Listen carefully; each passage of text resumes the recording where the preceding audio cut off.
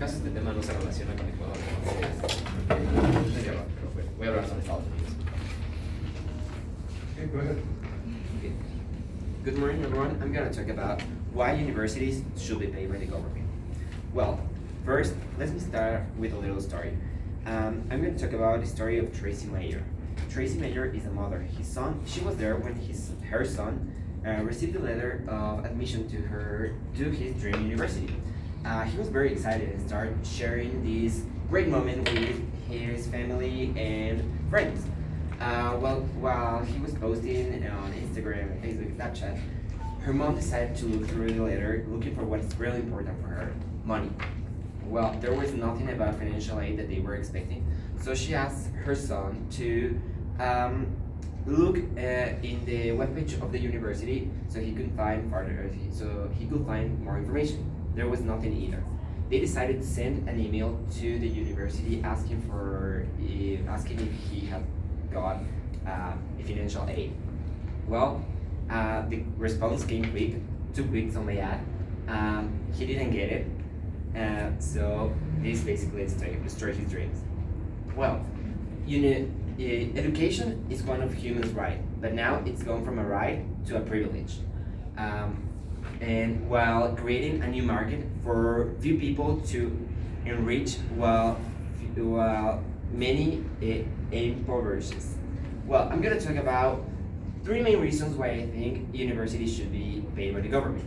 One, of course, is economical development. Second is political and social reasons. And third is so the state can have a little bit more control over universities.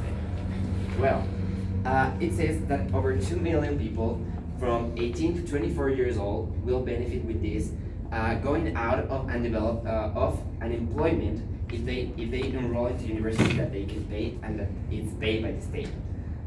This will reduce not only unemployment, but it will also reduce the economical assistance that the government has to provide to them.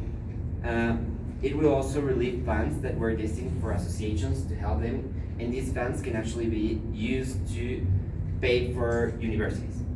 Well, it also helps by removing the stress of having debts in students, so they can, when they get into the work market, they will be more productive and they will have more money so they can spend and create liquidity in the economy. Well, in social and political reasons, of course, we're gonna have an educated workforce, but more, we would like to have educated citizens, people that are rational and can think of the decisions they make and how it affects their lives and others' lives. They can have better decisions in political elections, government elections, creating better quality for everyone. It is also shown by a lot of studies from different universities that having a higher degree increases health and happiness among citizens. Degree attainment actually also reduces crime rates and higher social welfare. Well, I'm going to talk now about one of the most controversial ideas of this speech. Why the state should have control over universities' spending? Well, by this, the state will have the possibility to increase the quality of these institutions, deciding where these funds should be placed for.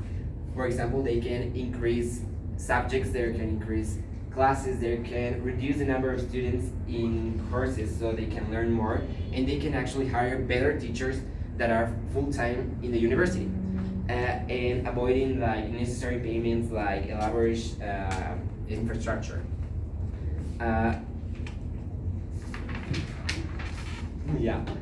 It will also help the government to rank these universities, and because in the US it's actually given by outside media that can benefit from manipulating the social or public idea. Well, if you were wondering what happened to Tracy Mayer's son, well, he's now enrolled in a university in his state to benefit from in-state students, so he can pay a little less. He is not as happy as he should be. He's studying a major that he doesn't like because the university didn't provide the specific major he wanted. he's now attending to classes, but he's not developing his full potential. He will not have the same ability, the same opportunities when he go to the marketplace. And well, and the problem is that this is not one case. Edward Jones survey finds that over 83% of Americans actually have said that they can't afford their studies.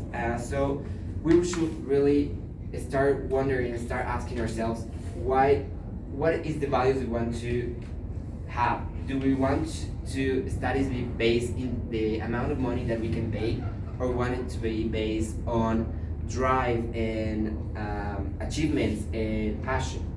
Oh, thank you. Được rồi, em được gặp lại anh.